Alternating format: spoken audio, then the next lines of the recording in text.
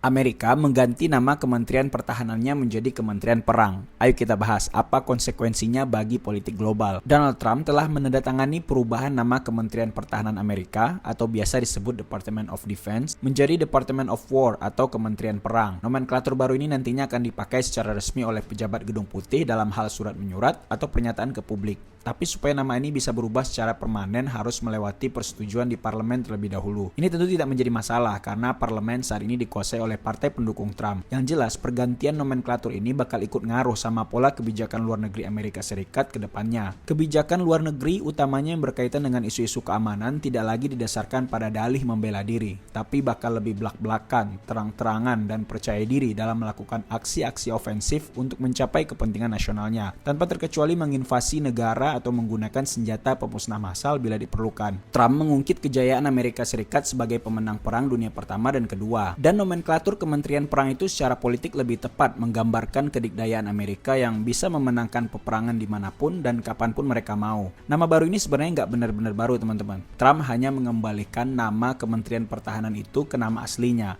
Dari tahun 1789 sampai 1949 alias ratusan tahun lamanya, Kementerian Pertahanan Amerika memang bernama Department of War. Nama itu baru diubah menjadi Department of Defense setelah Perang Dunia Kedua. Pergantian nama menjadi Department of Defense itu dianggap sebagai upaya untuk mengurangi agresivitas di tengah mulai maraknya perlombaan senjata nuklir saat itu. Sehingga bencana perang nuklir yang lebih dahsyat dari perang konvensional itu bisa dihindari. Penggunaan diksi pertahanan diri itu lebih diterima secara moral, di mana senjata hanya akan dipakai ketika berada dalam keadaan terdesak. Sekarang dengan digunakannya kembali setelah perang menunjukkan kalau Amerika siap berperang kapan saja mereka mau, tanpa harus menunggu adanya syarat pertahanan diri. Ini sebenarnya cukup bertentangan dengan stigma yang melekat pada Donald Trump ya, yang mana dia digambarkan lebih fokus pada perang ekonomi ketimbang perang militer.